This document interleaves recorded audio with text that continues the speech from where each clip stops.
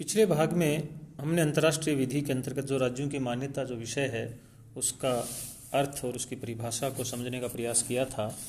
और उसके अंत में मैंने आपको बताया था कि अगले भाग में हमारा जो मान्यता पर है वो रहेगा मान्यता के मत। तो हम बात करते हैं मान्यता के मत यानी थ्योरीज। इसकी क्या थ्योरीज हैं?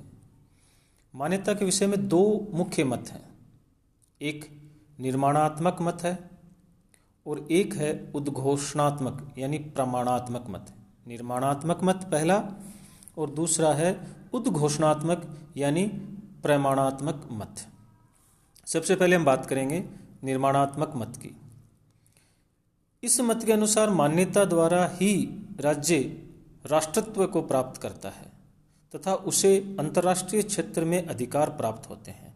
यानी ये निर्माणात्मक मत मानता है, इसका ये जो एक थ्योरी है मान्यता की निर्माणात्मक, उसके अनुसार मुख्य बात यह है कि मान्यता द्वारा ही राज्य राष्ट्रत्व को प्राप्त करता है तथा उसे अंतर्राष्ट्रीय क्षेत्र में अधिकार भी मान्यता द्वारा ही प्राप्त होते हैं।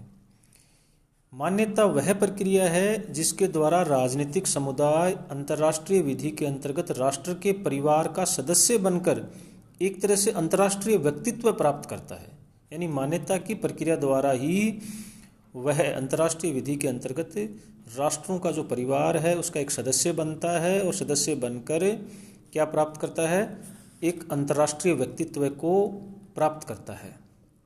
ये जो निर्माणात्मक मत है इसके जो प्रमुख प्रवर्तक हैं उनमें हम कुछ नाम गिना सकते हैं, जैसे हीगल है, हॉलैंड है, लाटरपेट है, न्यायमूर्ति लाटरपेट, एंजिलाटी हैं। तो ये इसके मुख्य प्रवर्तक रहे हैं, जिसमें हीगल और हॉलैंड का नाम आप याद रखें, ज़्यादा लोकप्रिय रहे हैं। ओपेनहाइम के अनुसार केवल मान्यता द्वारा ही कोई राज्य अंतर्राष्ट्रीय व्यक्तित्व को प्राप्त कर सकता है। ये एक तरह से उसके मौलिक शब्द हैं। ओपेनहाइम कहता है कि केवल मान्यता द्वारा ही कोई राज्य अंतर्राष्ट्रीय व्यक्तित्व को प्राप्त करता है, यानी बिना मान्यता के वह अंतर्राष्ट्रीय व्यक्तित्व को प्राप्त नहीं कर सकता। ये जो मत है इसके अनुसार राजनीतिक समुदायों द्वारा राष्ट्रत्व तो प्राप्त होता है तथा अंतर्राष्ट्रीय विधिक प्रणाली में भाग लेना तभी संभव है जब उन्हें स्थापित राज्य मान्यता प्रदान कर देते हैं। हॉलैंड का मैंने नाम बताया था जो निर्माणात्मक मत के समर्थक हैं। उनके अनुसार मान्यता राज्यों को परिपक्वता प्रदान करती है। जब तक किसी राज्य को मान्यता प्रदान नहीं होती है वह राज्यों के परिवार के सदस्य के रूप में अधिकार प्राप्त नहीं कर सकता। और जो न्यायमूर्ति लोटरपेट हैं उन्होंने ये प्रकट किया कि निर्माणात्मक मत राज्य के अभ्यास के अनुसार तथा ठोस कानूनी सिद्धांत के अनुसार उचित प्रतीत होता है, परंतु अभ्यास में यह देखा जाता है कि उद्घोषणात्मक मत को अधिकतर राज्यों ने स्वीकार किया है। इस विषय में लाटरपेट का मत है कि पुरानी धारणा की मान्यता केवल राजनीतिक कार्य है। इसकी प्रक्रिया के रूप में राज्य उद्घोषणात्मक मत को स्वीकार करते हैं। लाटरपेट के मत में हर राज्य का ये कानूनी कर्तव्य है कि जब किसी समुदाय के राष्ट्रत्व के आवश्यक तत्व मौजूद हों तो वह उसे मान्यता प्रदान कर दे। इसके मत की आलोचना भी हुई है। जो निर्माणात्मक मत है इसकी आलोचना हुई है। विधि शास्त्रियों ने निर्माणात्मक मत की कई आलोचनाएं की, कड़ी आलोचना की है। लाटरपेट का ये कहना है कि प्रत्येक राज्य का ये कानूनी कर्तव्य है कि वैसे राज्य को मान्यता प्रदान कर दें जिसमें राष्ट्रत्व के आवश्यक तत्व मौजूद हों। ये उचित प्रतीत नहीं होता है। राज्य व्यवहार में ऐसा नहीं है। एडवर्ड कलिंस कहते हैं, राज्य के व्यवहार से पता चलता है कि यद्यपि बहुधा राज्य ऐसे राज्यों तथा सरकारों को मान्यता प्रदान कर देते हैं जिनमें राष्ट्रत्व के गुण होते हैं, परंतु उन्होंने ऐसे कानूनी नियमों के प्रति अपनी सहमति नहीं प्रकट की जिसके द्वारा उनके ऊपर ऐसा करने का उत्तरदायित्व हो। इसके अलावा निर्माणात्मक मत में और भी कई दोष हैं। इस मत के अनुसार जिस राज्य को मान्यता नहीं मिलती उसे अंतर्राष्ट्रीय विधि में न कोई अधिकार है न उत्तरदायित्व है। ये बहुत ही अजीब सा सुझाव है। ओपेनहाइम की पुस्तक जो है उसका 9वें संस्करण की मैंने भी बात की थी, उसमें स्पष्ट किया गया है कि ये तय मत नहीं है कि केवल मान्यता के माध्यम से ही कोई नया राज्य अंतर्राष्ट्रीय समुदाय का सदस्य हो सकता है। अब ये भली भांति स्वीकार किया जाता है कि राज्यों के अलावा भी गैर राज्य इकाई व्यक्तियों आदि पर भी अंतर्राष्ट्रीय विधि लागू होती है। यदि ये मान लिया जाए कि बिना मान्यता के किसी राज्य को अंतर्राष्ट्रीय विधि में कोई अधिकार प्राप्त नहीं है, तो ये स्पष्ट नहीं होता है कि उस दशा में क्या होगा जब किसी नए राज्य को कुछ राज्य तो मान्यता प्रदान कर दें और बाकी न करें।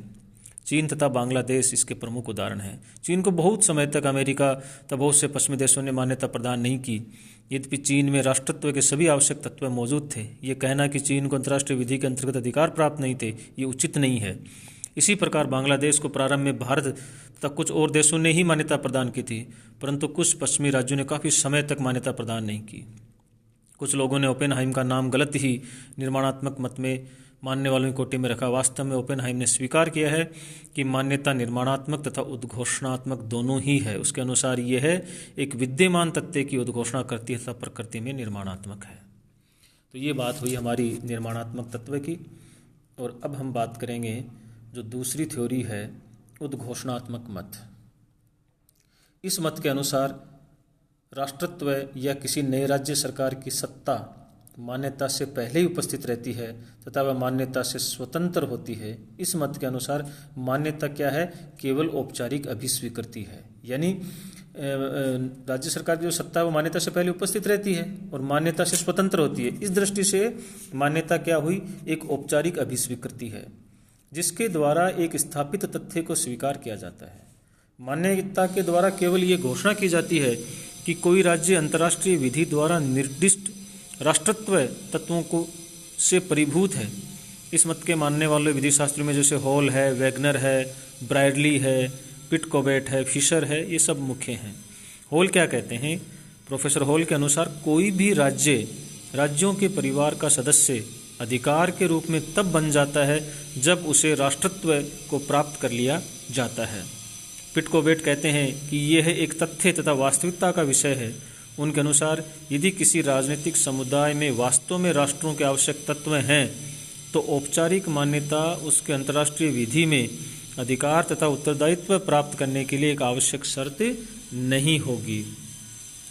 और इस ब्रायडली का कथन भी है, उसकी भी हम चर्चा करें। ब्रायडली क्या कहते हैं कि किसी नए राज्य को मान्यता प्रदान करना निर्माणात्मक नहीं वरन उद्घोषणात्मक कार्य है। इसके द्वारा किसी राज्य में राष्ट्रत्व के तत्व नहीं आते हैं। सोवियत मत तथा अभ्यास भी उद्घोषणात्मक मत के पक्ष में है। सोवियत मत के अनुसार राज्य का जन्म अंतर्राष्ट्रीय विधि का कार्य न होकर आंतरिक विधि का कार्य है। आधुनिक समय में अंतर्राष्ट्रीय व्यक्तित्व मान्यता पर निर्भर नहीं करती है। और इससे जो उद्घोषणात्मक मत है उसकी भी थोड़ी बहुत आलोचना हुई है। और ये कहना कि मान्यता केवल उद्घोषणात्मक कार्य है, ये पूर्ण रूप से उचित नहीं है। हालांकि ये सत्य है कि राज्य इस मत को अधिक मानते हैं। वास्तव में जब किसी राज्य को मान्यता प्रदान की जाती है तो यह एक उद्घोषणात्मक कार्य होता है, परंतु मान्यता प्रदान करने के बाद कुछ प्रभाव ऐसे होते हैं जिन्हें निर्णयात्मक प्रकृति का कहा जा सकता है। तो ये दो मत हो गए। तो अब निष्कर्ष रूप में हम कह सकते हैं या उपयुक्त मतों तथा उनकी आलोचना के आधार पर ये हम कह सकते हैं कि मान्यता उद्घोषणात्मक तथा निर्माणात्मक दोनों ही है। यानी न केवल उद्घोषणात्मक रहे और न केवल निर्माणात्मक। तो निष्कर्षतः ये कहा जा सकता है कि मान्यता उद्घोषणात्मक और निर्माणात्मक दोनों है। मान्यता उद्घोषणात्मक तथा निर्माणात्मक दोनों ही है। प्रोफेसर ब्रिक्स ने उचित ही लिखा है कि मान्यता के मत में जो विधि शास्त्र की धारणा स्थापित है राज्यों के वास्तविक व्यवहार से भिन्न है तथा राज्यों के व्यवहार के आधार पर मान्यता का कोई स्पष्ट मत विधि के आधार पर बनाना बहुत कठिन है। वास्तव में समस्या सैद्धांतिक है क्योंकि राज्य अभ्यास अपूर्ण है तथा दोनों में से कोई एक निष्कर्ष निकाला जा सकता है। जिस हद तक एक नया राज्य अंतर्राष्ट्रीय समुदाय में भाग ले सकता है वह अन्य राज्यों से द्विपक्षीय संबंधों पर निर्भर करता है तथा ये उनके द्वारा नए राज्यों को मान्यता दिए जाने पर निर्भर करता है। विद्यमान राज्य द्वारा मान्यता दिए जाने पर ही राज्य द्विपक्षीय संबंधों तथा अंतर्राष्ट्रीय विधि के अंतर्गत लाया जाता है तथा कभी कभी उसे इस प्रकार आने से मान्यता न देकर रोका भी जाता है। एक राज्य द्वारा नए राज्य को मान्यता देने से वह मान्यता देने वाले राज्य के संबंध में सीमित अंतर्राष्ट्रीय व्यक्तित्व प्राप्त करता है तथा इससे वह पूर्ण अंतर्राष्ट्रीय समुदाय का सामान्य रूप से सदस्य स्वीकार नहीं किया जाता। उसे सामान्य रूप से सदस्य तब स्वीकार किया जाता है जब उसे समुचित राज्यों के बहुमत से मान्यता प्राप्त हो जाती है। तो ये मान्यता जो है, अंतर्राष्ट्रीय विधि के अंतर्गत जो मान्यता विषय है, उसका अर्थ और परिभाषा हमने पहले भाग में देखी थी, और इस भाग में हमने निर्माणात्मक और उद्घोषणात्मक दोनों मतों की बात की, और निष्कर्ष रूप ये निकला कि मान्यता उद्घोषणात्मक तथा निर्माणात्मक दोनों ही है। और जो हमारा अगला भाग होगा उसमें हम, जो बहुत महत्वपूर्ण होगा, कि मान्यता के क्या प्रकार हैं, तो मान्यता के जो प्रकार हैं उन पर हमारी चर्चा रहेगी। और उनकी, जैसे उसमें राज्य प्रतिरोध की मान्यता है, काफ़ी इम्पोर्टेंट है, युद्धमान मान्यता है, तो इनका प्रभाव क्या है, इनकी क्या स्थिति है, ये किसी या राज्य की मान्यता या सरकार की मान्यता में क्या अंतर है, क्या मान्यता एक राजनीतिक कार्य है या राज्य के स्वविवेक पर निर्भर करती है, और मान्यता के जो विधिक परिणाम हैं या मान्यता न प्राप्त होने पर क्या परिणाम हो सकते हैं, इन सब चीज़ों पर हमारी आगे का जो भाग है उसमें चर्चा रहेगी। धन्यवाद।